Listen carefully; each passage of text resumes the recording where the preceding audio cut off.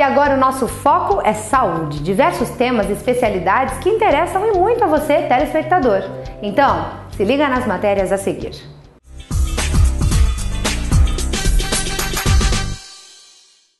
A síndrome do ovário policístico é mais comum do que a gente imagina e pode afetar 10% da população feminina entre 20 e 40 anos.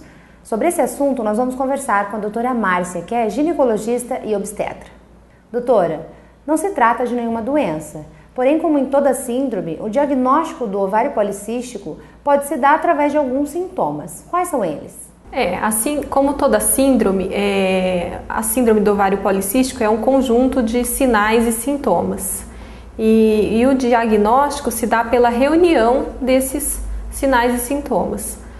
Não há um consenso bem estabelecido para o diagnóstico da SOP, como nós comumente chamamos a síndrome dos ovários policísticos.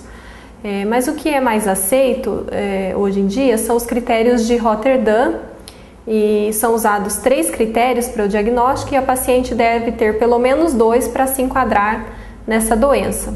Esses critérios seriam óligo ou anovulação, que se traduz clinicamente por distúrbios na menstruação, irregularidades menstruais ou até falta de menstruação, sinais clínicos ou laboratoriais de hiperandrogenismo, ou seja, de excesso de hormônio masculino. Clinicamente isso se traduz por excesso de pelos, acne, oleosidade da pele, e muitas vezes quando a paciente não tem isso clinicamente, você dosa o hormônio no sangue e você encontra aumento dos níveis.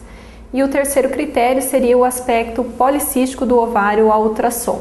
Então, quando a paciente apresenta quaisquer desses 3 critérios, ela se enquadra na síndrome do ovário policístico.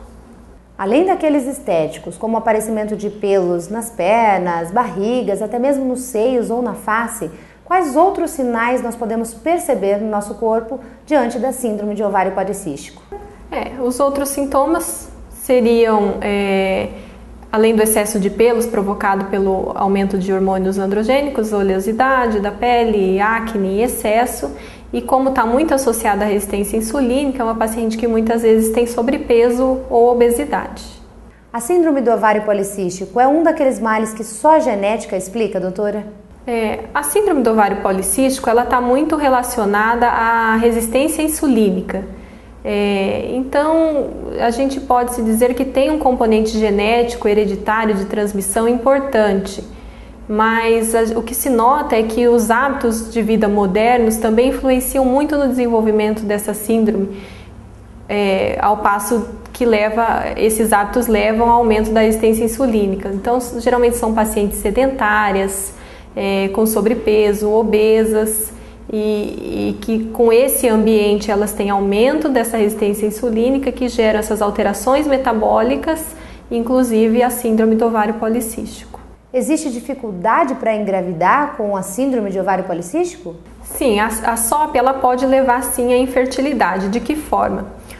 A paciente com ovário policístico ela tem uma reunião de pequenos folículos no ovário e esses folículos que deveriam crescer e individualizar-se para tornarem-se óvulos, eles têm dificuldade de se diferenciar. Então, é uma paciente que quando tem o distúrbio menstrual, ela não ovula. Nenhum desses folículos consegue crescer a cada ciclo e se tornar um óvulo. Não ovulando é uma paciente que é infértil por essa razão. Qual o tratamento ideal para essa síndrome, doutora? O tratamento vai depender do objetivo da paciente. É válido para todas elas que têm sobrepeso e obesidade, mudança no estilo de vida, prática de atividade física e dieta para perda de peso. E quando a paciente tem desejo reprodutivo, a gente deve induzir a ovulação dessa paciente. E nas pacientes que não têm desejo reprodutivo, que o tratamento é mais para controle da irregularidade menstrual e dos sintomas, a gente pode lançar mão de algumas medicações, como o anticoncepcional. O anticoncepcional ele regula a menstruação. E geralmente a gente usa aqueles que contêm progesteronas antiandrogênicas, como a mais usada é a ciproterona, que ela também, além da regularidade menstrual, ela promove controle dos sintomas de excesso de pelos, de acne, de oleosidade. Quando só o anticoncepcional não é suficiente para o controle desses sintomas, a gente tem outros remédios que inibem a produção de androgênios, ou também pode ser feito o tratamento cosmético com laser, depilação, entre outros. Na próxima semana, não percam, a doutora Márcia, que é ginecologista e obstetra, esclarecerá novos temas conosco.